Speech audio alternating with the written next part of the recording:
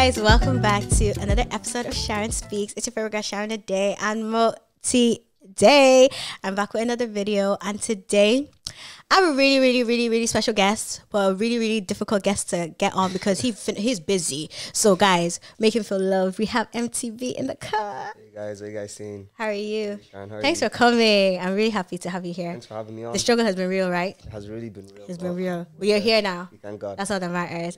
So how you been? How are you today? It's good. I'm good. You know, it's lovely weather outside. It is. Good weather, good vibes. Everything is good. Everything is good. How's things? I'm good. I feel like I'm really excited to like film this, and I'm really excited to just like, leave the space that I'm in. So I think that's making me like, I'm hopeful. I'm hopeful for tomorrow. That's how I am. Yes, Yeah, that's it. That's good. And how's the week going? Yeah, the week was calm. It was a lot quieter than last week. Last week was crazy. Just going back to school. Back to school, and there was like Debs or something. All right. There was festivals as well, so boat shops Oh are just going yeah. crazy. Yeah, this week has been a lot more quiet. Yeah. I think people are going back to college soon, so we're just Yeah. kind of prepping for that. But Yeah. other than that, everything's been calm. Business has been good. smooth enough. And for the girls and boys that don't know like who you are and what you do, can you please just like, introduce yourself, tell them a little bit about who you Tell me a little are. something about myself. Yeah. I'm Mannythebarber. I'm 23 years old. I'm from Navan, but I have two barbershops in Dundalk and in Drogheda.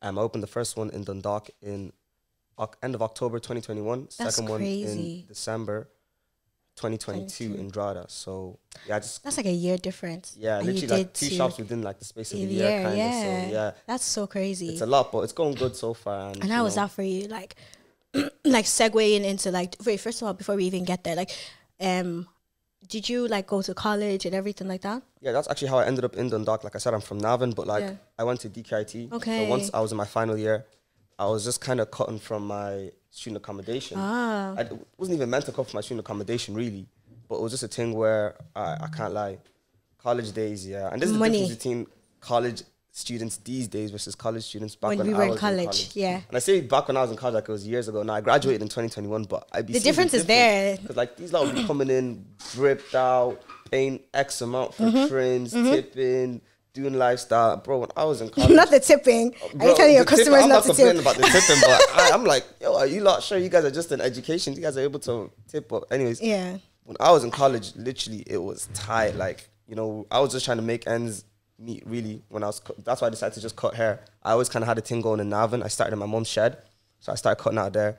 Then when I moved out to my common Dundalk, it was my first time moving out and it was just a lot harder than I anticipated. So I said, all right, I'm just going to do what I can do best, which is cut hair. So I started shouting boys from the college.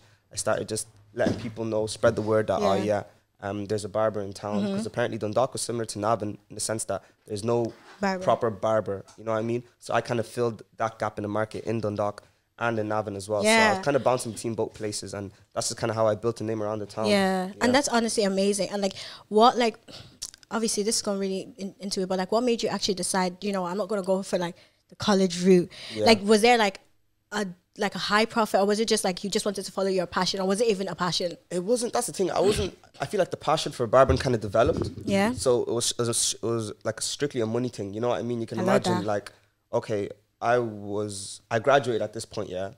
And in the back of my head, I'm still not really going to go into barbering, but then I'm kind of comparing the amount that I'm making versus what I'd be earning potentially with like, a graduate salary based off of the course I did. I studied business. So I was just kind of like, I could kind of lean more towards barbering profit-wise, you know what I mean? Like at that point, I was charging €20 for a haircut, so 5 haircuts, like, €100 and 100 more than 5 in a day. And it's tax-free money. That's how it was. It was tax-free money. I'd be paying my taxes now. Oh yes, it was tax. Yeah. You know? I hear that. In my head, it is. You know what I mean? I'm Yeah, always just yeah, like, you yeah. guys are getting tax-free money. But now I hear that. No. And like, you see, even as you like began developing like the barbering thing, like what like difficulties did you? Because obviously someone's watching that being like, I want to be like Manny the barber. Like he's so cool. Because you do inspire like a lot of young boys. Well, like what I were always like hear that. you Like, do I inspire people, and I don't do. like. I never really deeped it because I'm always so like just doing my own thing and just trying to do better for myself. I was speaking at a church event 2 weeks ago, Yeah. and a lot of people are telling me how I'm really inspiring a lot of people around the community to start to dive into entrepreneurship and business, and I'm just Yeah. kind of like, shit, I Yeah. didn't like that. That was never really the plan. The plan Yeah. was just for me to just kind of do better for myself and just keep business afloat. But I'm happy to hear that I actually am inspiring people. I guess like when you do something and then you do it so well and so effortlessly, like people are bound to be like attracted to that. Because I think even when I was speaking to my brother and I was like, oh, who would you like me to speak to? And you know, a lot of these things he doesn't really take interest. But I was like, oh, if you could get Mannythebarber on that's really, really cool. Like I like to hear him. So like he comes in our shop, doesn't he? No, he comes to he comes to the very near shop.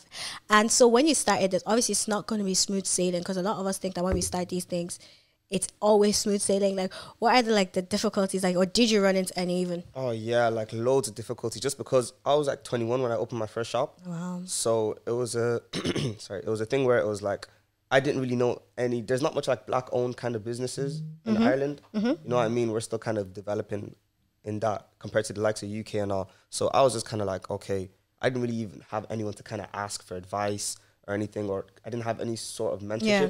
Literally till this day, I don't really have any sort of mentorship. Obviously, I have people that I look up to, but I don't have like a go-to person to kind of help me deal with stuff. So a lot of stuff that I go through is just kind of trial and error. So I did experience a lot of, you know, trials and tribulations at the start, but like it's just about bouncing back and, you know, overcoming the obstacles, to be honest. So I feel like I was able to do that. I still am currently doing it because more and more bullshit just keeps getting thrown in your way as you were like.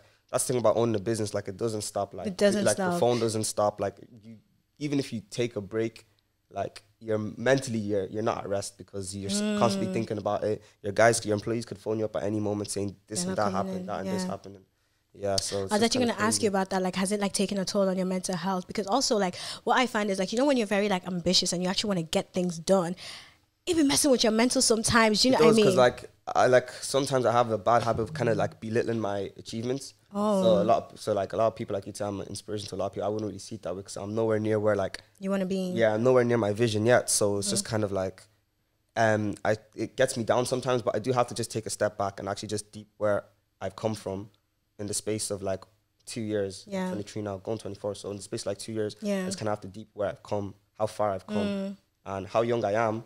And how much more there is still to go, to I be love honest. that. So, I love that. And you see, even in these times, like you see, like with your friends, like what's that like? Like take me through that, like friends-wise, like do you have a support system there or? Yeah, and I have a support system. Like, you know, my friends keep me going, but I feel like my family as well, they really keep me going too. But I'm kind of like I don't know, like a lone kind of soldier. I don't know if that's what you say, but I don't really need a support system. It'd be nice to have one, but if not, like as a man, you know what I mean? You got to do it as a man. So you just kind of I don't agree with that one, but yeah. You guys, you haven't heard that one. You lot are the ones that started that one. Do you know what it is, right? I hear you don't need somebody, but like, do you think that it's because you generally feel like that, or do you feel like you've conditioned yourself to like feeling like, oh, I don't? Because I know sometimes what happens is like, you know, when you've gone through that stage so much that like you've had people there for you and you had a good support system and you lean and maybe things don't go your way, you condition yourself to thinking that maybe I don't need. Do you know what I mean? Yeah, but I don't like relying on people either. So that's another reason why I just kind of like I just kind of do my own thing. I don't really like need anyone. Obviously, it's good to get advice from people and stuff like that. But I hear you. It's good to just kind of like trust yourself and just kind of like rely on yourself. But of course, I would recommend anyone going through any type of entrepreneurship. A support system is very good to have because, you know, things can get peaked, things can hit the fan. So you really have to have people around you to kind of hold you together. And how do you trust yourself? Because you said that, and I feel like this is a journey that I'm currently going on as well of like, you know what, Sharon, what you think is okay. You don't, like, external validation is good, but it shouldn't be the end all and be all of like where you are. So like, how do you go through that process, especially like you said, as a man, of like where you have to trust yourself? Because men actually need to trust themselves, you know. Yeah, like you just kind of have to like, I feel like it all stems from like being realistic. You know what I mean? That's the first thing. I like. I wouldn't even say I'm like I'd like to say I'm an optimistic person. I wouldn't call myself a pessimistic person, but I'm just more of like a realistic person. So I just kind of like see things from like a realistic point of view. You know what I mean? If anything, play it down slightly. So like, I'm trying to find an example. So like, okay, for example, when I was opening up the first shop in Dundalk, I said, okay, worst case scenario, you know, despite whether the shop is busy or not, because I was kind of bringing my clientele from my house into the shop. I said, I'm making enough myself to cover the overheads. Obviously, as an entrepreneur, the goal isn't just to work more for yourself, but that was kind of like my realistic point of view. I'm making enough myself to cover the rent and the bills and the rest of the overhead. So I just kind of go from there. That's kind of really how I go about trusting myself and just kind of like working with what you have. Like, you know what I mean? Like, barbering really wasn't the route that I wanted to take. You know, I wanted to do only God knows what, like everything else really, like, you know, footballer, X, Y, and Z. But like, it wasn't for me. So because like I realized that and I was realistic about it, I put that to the side and I put all my energy into barbering, and that became for me. But it wasn't my initial route. So that was another point, just kind of being realistic. Yeah, and do you think, because like I think sometimes as well, like I be feeling like the way you're feeling, like you have things going for you. Do you think it's actually important to like kind of put to focus on just one thing and to put like your all into one thing? Because you see that thing about like a jack of all trades, and like people love to quote it, but I think last year, the 2 years ago, I learned the other half of that, because people always think it's, oh, he's a jack of all trades, but there's a second half of it, and it's a jack of all trades is a master of none. Do you know what I mean? Exactly. And like I really started thinking about that, like, does everyone kind of need to go through this season where they're just like, I'm going to leave everything else I could do, because I know I could do them, I know I'm great at them, to focus on like this one thing? Yeah, so again, what I say to that is kind of be realistic. I wouldn't, like, I'm not for the whole jack of all trades. Like, people like to get it like misconstrued. So like millionaires, they listen to millionaires and be like, oh, millionaires will tell you need 7 streams of income. Yeah, but they focus on one. Yeah, exactly. That before they were able to branch out to those other streams of income, they put all of their focus into one particular niche, and that's kind of what generated the most of their money for them to be able to scale in other ways. So when I see people from the start trying to do like 5-10 businesses, I'm like, but you're only 100% as a human. Yeah. Let's say you're in college. College is already taking at least 50% of your energy. You know what I mean? Now you want to do 15% here, another 10% here. You're not going to get 100. Right. You're not even going to get 50% out of the other thing. You know what I mean? So like, if you're not in college, or if you're just someone that wants to start a business, just stick to the one business. Stick to what you feel like is most realistic. You know what I mean? And just put all your energy into it, and you won't even need a plan B. Just put all your energy and focus into it. Yeah, I like that. This is for me, because I was because I've really been going through that of like, oh, like I could do this, I could do this, I could do this. And I was listening to a podcast, I think I was even telling the girls on the way here, and they were just like, are you multifaceted, or do you just lack focus? Like focus on one thing. Do you know what I mean? Because you're doing this here, doing this here, doing this here, and like you said, you're not even getting the returns on any of them, because you literally all you have to do is just focus on one thing and see the vision for it. So that way, once you feel like you're getting a bit distracted, you still kind of have that vision. So you still have a drive to go towards. You know what I mean? So yeah, just like focus on one thing and just stick to it. That's my advice. And you know, even like speaking with you right now, I can tell you're very like ambitious, focused, and stuff like that.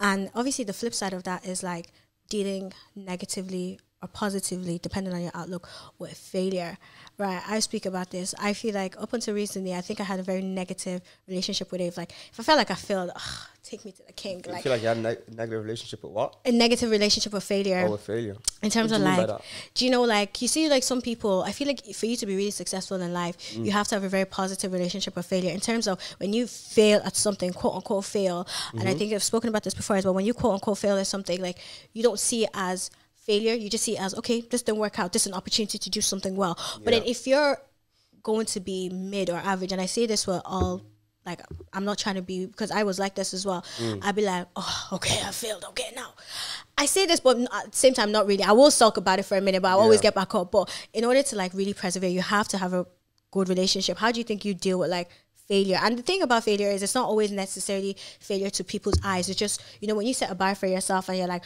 oh, Manny, I want to get this by the end of the year. I want to do this, or this is how I planned this to go, and it didn't go that way.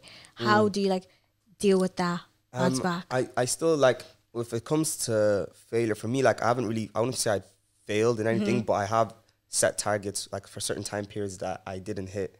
So like, one would be when I was opening the first shop, I kind of wanted to open it for August, back to school time in 2021, because I knew that it would be busy. So it would be a good start to business, but I didn't get it then. And I think that was at the point where I said, okay, I can't really let failure, you know, take a hold of me, because I was ready to give up at that point. I was going to like, you know, viewings and everything. I was dealing with like real estate agents, and they just kind of weren't really taking me in. But as I grew older, I kind of seen their point of view. I just kind of came up to them fresh from college, no previous landlords, no previous experience in business ownership. So I was going through like a series of rejection those times. And yeah, I was ready to just throw it all away. I was just ready to scrap it all, because I said, yeah, I'm clearly not going to get a place. But then I just kind of just kept pushing. Okay, I didn't set this target, but let me go for a consolation. Let me, you know what I mean, set another target. You know, obviously it wasn't like as good as my initial target, because my initial target back to school is one of the busiest periods of the year as a barber. But I said, let me push for Halloween. That way, that's still something. Then from Halloween, there'll be Christmas. And so that's kind of what I did. And literally, I opened up on the 26th or 27th of October. So it was like the weekend of Halloween. So it was a great start for business, you know. Business like started off very well. And then Christmas and so on and so forth. Yeah. So, yeah, it's just kind of like setting yourself kind of like, giving yourself an allowance, you know what I mean? Just because you didn't hit the target doesn't mean it's all over, you know? Set yourself a little consolation, like, okay, at least I tried. Let me try and hit this target since I didn't hit the initial target. So, yeah. I hear that. Because it really is important because you like beat yourself about like what you didn't do, but like there's an opportunity to do something better. Yeah. And like you manage people. Yeah. You see, that's a no. You manage people. Yeah. How? It's crazy. Literally, like, sometimes you just miss the days when I was just working in my house by myself and just chilling and, you know, no stress. But, like, managing people, it's not easy, like, because you really need, like, people skills. And you need to know how to read people and kind of how to, like, discipline people, if I'm being honest, you know. Because, like, just because in the shop, again, I'm young, so we're all kind of, like, close to age. So I felt like there was a lack of, like, discipline and respect when it came towards, you know, like rules and stuff like that. Like, oh, it's just money, you know what I mean? Just because like we're very close to age, like most of my barbers are just about 2-3 years younger than me. So, you know, they don't really see the superiority. So I just kind of went through a phase where I had to like take a step back, reset everything and just lay it out on the table. So I have changed my management styles and techniques. Like it was kind of flimsy before. I just kind of went about doing things like without a care. But now, like, I set, like, staff meetings. Oh, wow. Yeah, we have staff meetings. If you're working or not, you have to come in, and I'll be telling them how things are going to be run now. This is going to be done if I'm introducing any new regulations to the business. Like, I'd call everyone in for staff meeting. I buy everyone staff uniform. I'd get, like... I like that. When I came to your shop, I really like that because it adds a kind of, like, professional edge to it. It's good to identify the workers as well. So, like, if someone walks in, they know who to kind of approach. You know what I mean? Yeah. So, yeah. And there's, uniform is just nice and clean. And there's just, like, a few other things that I just kind of added towards to aid, like, my management skills. Just kind of, like, you know, setting targets for the boys to be reaching and the hairstylists as well to be reaching and just kind of going about business in a more professional thing and not just like taking it as it is, you know, just kind of be more firm and strict with it. I like that because it actually is very important, especially because you're really young as well. It's so easy to just kind of like it's just my age, you know. Exactly. And especially because you're also working with boys as well. Boys are very much like, he's one of the boys. You know what I mean? Yeah. I'll give you that one. Yes. No, I'm not coming for you guys, but I think it is very important. And also, you obviously open a shop in Drogheda and then opening a shop in Dundalk as well. I feel like you really have to have great money management skills for that. Yeah. I do have great money management skills. Like I have different ways of saving. I know what I'd like allow myself to spend. As a barber, I always say it's to barbers, I don't know, it depends whether they use neck strips or not. It's kind of like the tissue. It's not tissue, but it's what you put around your client's neck when you're about to throw the cape on them. I always say I'm not buying myself anything until this whole neck strip is gone. It's like a roll of 60. So that's 60 haircuts, you know what I mean? So that's just one thing that I always say to myself. But yeah, in terms of money management, I have different ways. Like I micro save and I save obviously like. Can you give us tips as well? Because I'm just like, for people that were like watching, like, you know, not exact figures or anything, but just like little ways that you actually do. Because I feel like money management is a really big thing. Like I feel like right up until recently, I don't know if I was as money literate as I am now. Now I'm very money literate. Back then, I was living my best life. So just for the people that are living their best life, trying to like, you know what I mean, get financial literacy, like advice, like how do you go about it? Because that's a really big achievement. There's a few. I think it's the 33 kind of like, so 33% kind of thing. So it's like, what's it called? So 33% of your weekly wage towards savings, another 33 towards investment, or another 33 towards your, you know, like your leisure, your personal life, whatever. It's so weird because I can only kind of give it from a point of view from like barbers. I feel like that's the best way for me to save. I always say to barbers, well, I'd say to anyone in general, if you can, save €30 a day from January 1st to December 31st. That's an extra 10K a year. €30 a day? €30 a day. Wow. Yeah, you could like literally like, I'll show you now. Any barbers looking for a girl?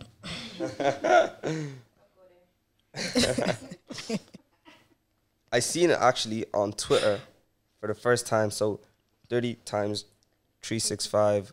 Yeah, 10,000. That's 11K. Add 50 euro, that's 11K. Yeah, literally. Wow. Literally. When you put it like that, it sounds so like... It's literally like kind of like less is more kind of thing. You know what I mean? I feel like everyone kind of overhypes the whole saving thing. Like they'll throw like 4K in their savings. Something will happen, they'll take out like 3K. They'll take out like... And it's just kind of like if you just set with that 30 euro a day and just don't like touch it to the end of the year, you do need a lot of discipline for that. But if you do that, then you know, you're left with good money. End of the year. Wow. Yeah. I think I'm even going to take down points because that's like when you say it like that 30 euro a day doesn't sound, but then when you now say like 800 and something euro a month, yeah, it sounds like it's like, do you want me to die? exactly. It does depend because obviously if you get paid like, you know, through your bank, I don't know how you'd really be able to do the whole 30 euro a day thing. Obviously as barbers we receive cash all the time, so we're able to just kind of slip 30 euro out of, you know, how many haircuts we've done today. So, yeah. A nice piggy bank. I feel like piggy banks are going out of fashion, but I like it. Yeah, they're going out of fashion, but they are very cute. They're so good. They're very important. Yeah, because you can't open it. Yeah.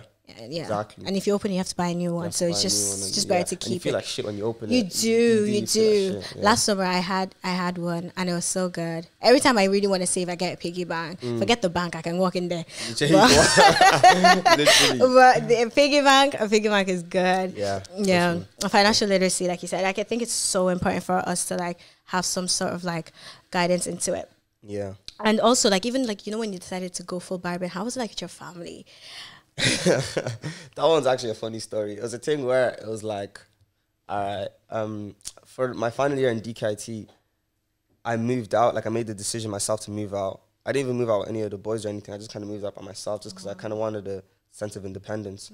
And my parents were all like, you know, African parents, they like to hold you, like they like to keep you there. So they're all kind of like, why do you need to move out? Don't move out. I'm just kind of like, you have to break yourself free. So I'm making my own money now. I can afford my own rent. Oh, okay, bad B. They're like, oh, is it? Like, they're like, is it? You can afford and they don't like rent, that. They don't like when you like, no. No, like. I'm just going to go a quick story, sorry. I remember when I first started working properly, I was working at, where was I working? I think I was working in Pennies. Like, it wasn't that deep yet. But any little thing I did in the house, my mom would say, so you think it's because you're making money now? You think it's because you're making money? Like, they don't like that stuff at all. So, yeah, like, that was the case with me. It was just kind of like, I'm not asking you, I'm letting you know I'm moving out. Yeah. And obviously, wow. You're not asking, you're telling. No, like, I'm telling them. Wow. And obviously, I had Susie as well. So, and then money from cutting hair. I was like, yeah, I'm chilling. Like, so I moved out. And then I think my sister was going into college. So I put her on my application for Susie, and they just did a madness with my payment. Like, they just, like, locked it off. So I'm after doing, like, big guy to my parents saying that, yeah, I'm moving out. And then Susie got back to me saying, I'm getting no money. So I was just kind of like, fuck, what am I going to do to survive? Because I know one thing, I'm a very prideful person. I was not going back to my parents and asking them for money. And I said, okay, you guys help me with rent till I get this sorted. No. I'm a very prideful person. So I said, cool. The first step is acceptance. That's it, yeah, literally. So I started shouting all the local boys saying, yo, you lot, I'm in Dundalk now. I'll do you guys trims, whatever. So it kind of got to a point where I was so busy. I was like, skipping classes to cut hair. I can't lie. It's like I have a law lecture there, then I have 7 people looking for a cut, and it's just kind of like. And that's money. That's money. That's money that I needed as well. You know what I mean? Rent and everything like that. But I was taking the piss. Like I was doing more haircuts than I actually should have been. Because like thing about me is it can go tomorrow, so I want to get it now. You know what I mean? Sure. So I was working in Dundalk like Wednesday, Thursday, Friday. Then I'd go to Navan Saturday, Sunday, cut hair. So so I'd always go back home every weekend. And I'd still cut in Navan because Navan is where I like originally started. That's like where the majority of my clientele were. But I basically had clientele in both places at this point. Then the lockdown hit, and things kind of got peaked for a bit because like no one's allowed to leave the house. And again, I was just cutting hair, and it's like, damn. Obviously, I had a bit of money saved up. I was like, shit, I can't not be making money. You know what I mean? So what did I do? I continued. Wow. Straight through the lockdown, I was just letting people know, come to my house. You can come, wow. And that's literally what kind of scaled up my business because all the other barbershops were closed, but I was still doing my thing. So people were just coming through and I was just taking everyone's clients. Wow. And yeah, it really helped. And in terms of like my parents accepting it, it was kind of when I started doing the mad thing. Like I remember I came home, I bought a new Merc. I came home and I didn't tell them I was buying it. I just kind of came home with cash. I just beeped when I was outside. And And like I was happy, like you look at my new car. They were so pissed. They were like, it didn't even make sense. I was like, wait, what? And they're like, where'd you go to get this? Why? It's too flashy, blah blah blah. And I was kind of like, the car is nice. I don't even care what you lot say anyways, man. So, but they just slowly started accepting it. Once I just continued living life, like I started doing stuff that I never did before, like going on holidays, like you know, twice a month even, and just kind of just living my own life. You know what I mean? And then at that point, they could see the money was coming in. You know, especially when I was giving them money, so they could actually see it was coming in. So that's when they're just kind of like, you know, it's okay. But they're very supportive though, very supportive, especially when it came to the point of me. Like, actually, because at that point, they thought I was just kind of still doing it as like a side hustle. But when I came to the point of me saying, all right, cool, I want to go full-time into this, they were very supportive. So, yeah, they seen the vision and they understood. It was my mom that pushed me for the second shop, actually. Oh, wow. Yeah, because I was a bit like lackadaisy on it. I was like, I have the one shop in Dundalk. I don't really need a second shop. And my mom really, like, pushed me, like, gun to my head kind of thing. Like, yeah, you need to do this, boy. So I was like... I think the thing about them is that once they see...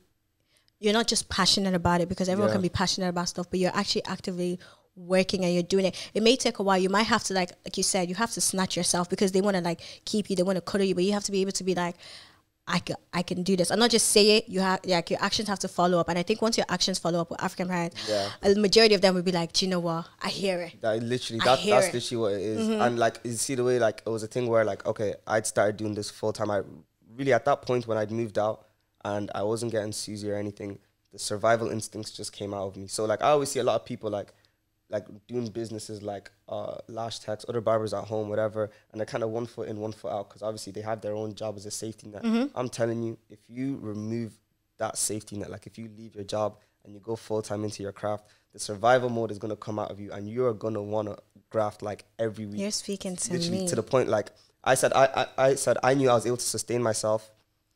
Like, I knew I was good for barbering when I was able to sustain myself on my slowest weeks. So if my slowest weeks were still able to, you know, kind of sustain my life. Can you tell us what is a slow week? Back then or now? Oh. Okay. That caught me off guard. Let me say back then. Okay. I don't say now. Back then, a slow week would have been like 400 a week. Like, that was like probably not even possible, really. Because like, I used to do like, I was charging €20 and I do like 20 haircuts in a day. Oh, wow. So like, I used to get that in a day at home. And I do that like 5-6 days a week. No. Yeah, I used to do it. There was one point during lockdown where I was actually working like a slave, and I was just cutting like... Not working like a slave. Like, literally like a slave for myself, obviously, but I was literally cutting every day bar Tuesday. I just gave myself Tuesdays off. Every day bar Tuesday. It happened for about a month, I'd say. But that's actually what it was, like 15 to like 20 haircuts. Like a slow day for me at home would have been 10 haircuts. So like, yeah. Yeah, so that's a slow week is probably a bit more, but that's great. Yeah. If you guys are still thinking about barbering hair, do my course. You have a course. Talk about it. Yeah, the course is basically like, I was struggling with staff. So I said, like, that's the one thing about being a barber. It's finding staff. Like, you can't just hire anyone with a good CV. You need someone like with quality, you know what I mean? And someone that's talented at barbering, especially. Yeah, because it brings down your business name. Exactly, you are Manny the Barber. Exactly. So it's my rep at the end of the day. And there's a thing where it's like, all right, this skill isn't something that's too common. So what can I do? I just kind of started thinking long term. I'm going to, instead of look for people that can cut hair good, I'm going to develop people that can cut hair my way. You know what I mean? Because I cut for white and black people. Yeah. So there's not a lot of multicultural barbers in Ireland at all. That's literally the gap in the market that I'm trying to fill. There's so many towns like the likes of Athlone, Portlaoise, Cork, you know what I mean, Galway. There's not like multicultural barber shops. So, you know, we're starting small and we're trying to scale it out. But I said, I'm going to develop a 6-week barber development program. And that program is going to teach people how to cut hair. So I set out a syllabus and everything else. And I just kind of taught people how to cut hair my way. Obviously, the programs developed as I went on. I think I've done about 5 or 6 now. And I've taken like 4 or 5 barbers from it. So each time someone graduates, they get a job. Like, I kind of just go for the best. And then they, you know, help me with employment. And I give them a platform for them to develop their skills from. So it's kind of a win-win. They've been, you know, they jump-started into the industry because it took me about 3 years to actually be good at cutting hair. But like, I'm teaching people in 6 weeks and they're hopping straight into the chair. So there's a lot of time, literally like a lot of time is shaved off. and they're able to develop their skills, and I'm able to gain employment. So it's a win-win. Yeah. So yeah, that's what the 6-week course is really. When is your next 6-week course? Just for anyone watching that actually like is interested in this again, because a lot of young boys are gonna tune in and be like, oh, I want to be like Mannythebarber. You know what I mean? And again, I know like to you it's really small, but even the way you're saying this, like there's a long-term plan there. You know what I mean? You're not here for the small. You're not here for the short run. You're here for a long time. You're here to stay and establish and go. Like, so just for the people like seeing this and being like, this is still quite early. Let me get on this. Like, when is your next course? The next 6-week barber development program for beginners is going to be, we haven't set a specific date yet, but we're pushing for like the end of September. Maybe the final week of September. That's when we're going to start. So it is coming around the corner. We do have a few deposits in already, but we haven't started marketing it. But once we start marketing it, we're going to literally throw it in your faces for anyone who is interested in becoming a barber. Okay, so I have some questions here for you, for some people. So you see, in the case of like barbing hair and stuff, or like even dealing with people, like have you ever done stuff that made you question like your own character? Have I ever done stuff that made me question my own character?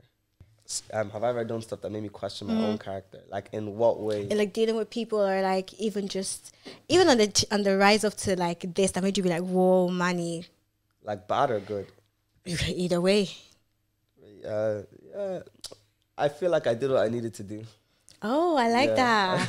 I feel like I did what was necessary. Nah, it's just kind of like, I feel like you're a no regrets type of.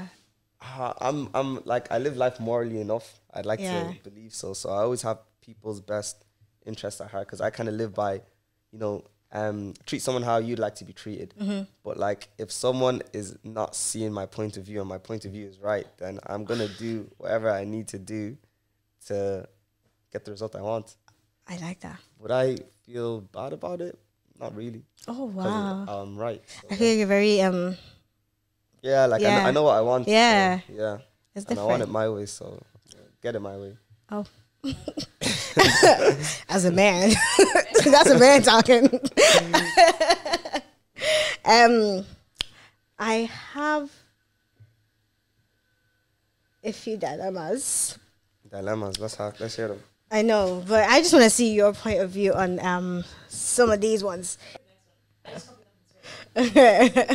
Anyway. But this is crazy though. This is crazy. My ex cheated on me, and I wrote a note saying I was leaving and hid in the closet. When I came home, when I heard him come home and start crying, I came out of the closet and said, "What did we learn?" Is that not crazy? Wait, can you say that again? So, the ex cheated on the person.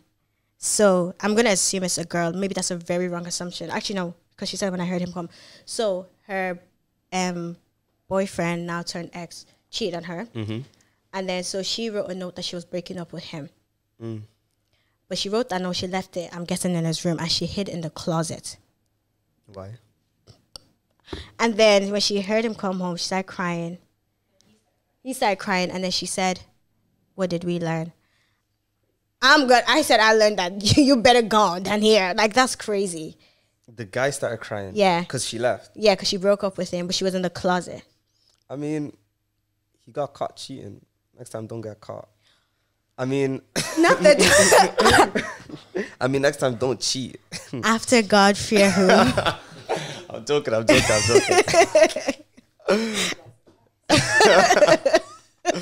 Nah,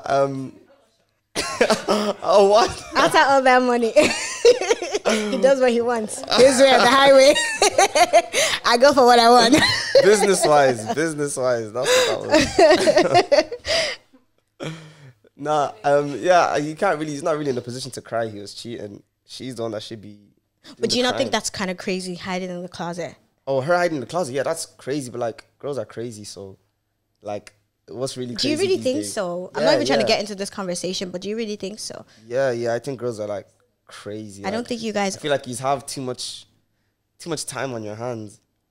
Like, no offense, not all girls. Now you're calling us jobless. But like all these spam accounts, all these like fake Instas, all these checking your man's Snap scores, checking if his followers is going up or not. Like, do you have a job? Like, it's a lot. Like, that's my man. No, I agree. No, okay. If there is, crazy. to be honest, if there is like a sense of maybe I need to do this, then I kind of hear it. But like, there's certain girls that are like that from the jump, like from the get-go, that they're always checking if his following is going up, checking his snap score, checking. No. Do you know, I always wonder that same thing. Do men do that?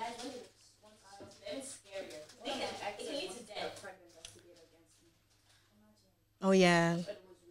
That happened to her. Yeah. A private investigator. Because he thought you were cheating, he hired a private investigator against you. Nah, I don't know any guys that have that much free time. That's good because it's your circle. Yeah. And just even before we just round off as well, like, would you also say like your circle shapes like how you think, that, you know what I mean? You know the way they always say like you're the average of the 5 closest people around you. Yeah. Do you think your circle really shapes that? Definitely. Like, I feel like I'm like in a circle of kind of like hustlers, you know what I mean? I feel like we all kind of strive for a life better, like literally, like you know what they say, you're kind of like a product of your environment. You know what I mean? So like, it's kind of the people who you're around that shape you. I agree with that, because I always actually tell the girls that every time I feel unmotivated, like sometimes I just subconsciously, especially the boys around the area, I feel like they're hungry. Every time I'm around them, I'm like, I'm not hungry enough. I'm full. That's literally the people. I'm full. Yeah, because every time I'm around them, I'm like, you guys are doing stuff. Yeah, and I'm here just sitting pretty. No, there's more to be done. Do you know what I mean? So yeah, no, it is important for you to have like a good circle that motivates you. And you see, for the boys watching you, especially for like the young boys that are kind of like lost, because a lot of them are kind of lost, and they look up to people like you, and they need people like you guys to kind of like shape them in the right way. Like, what would you say to them? Like, advice would you give to them? I don't know if I want to be saying my advice too much, because a lot of people say that they're very extreme. Very extreme. I can tell. Like I kind of skip over the whole like mental health kind of thingy, but like I would do like take mental health into consideration, but it's kind of like, bro, no one cares about your problems. Like no one cares about your problems. You remind me so much. You remind me so much of someone, and he's your friend. So I'm like that. I don't understand why you guys are friends. Like, you just have to go and get it for yourself. Because at the end of the day, like the same people that like will be screaming like mental health, that will be the same people that could potentially leave you at your darkest moments. So you kind of have to trust yourself and kind of like be one with yourself and just focus on your goal ahead. Yeah, that's my main advice. And one thing I'd also say, which is more important than anything, you don't have to be the best at what you're doing.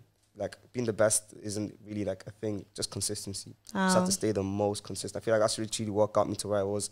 If I wasn't like taking a holiday, I was cutting hair. Like, I didn't just say for no reason, I'm tired this week, let me not cut hair. Like, to this day, I don't do that. You know what I mean? I stick to the routine. Discipline. And discipline and consistency. So yeah, those are the two main things. Thank you. Thank you so much for coming. Before you go, I'd just like to, present you with something a little small. This is new. So everyone watching this season will be like, SharonAde did this for us. But it's for me? No way. Oh my days. There you go. Oh, wow, this is heavy. What the hell? It's heavy, right? Damn. Can you say that to the camera? Say that again. It's heavy. Wow. Thanks so much, Sharon. Thank you so much for coming, Manny. I really, really, really appreciate it. Again, like you guys heard, this man don't take no breaks. He's a busy man and he's here. So I really do appreciate you. God bless you. And I pray next time you sit here, because you're coming back, you'd have been established, not just here, but in the UK too. Taking over one by one. I like that. Thank you so much. No problem. I hope you guys enjoy this episode. Make sure you like, share, comment, and subscribe per road to 100K. Manny said don't stop at 510. What's that? 100K. And I'll see you guys in the next one. Bye. Cheers. Thank you.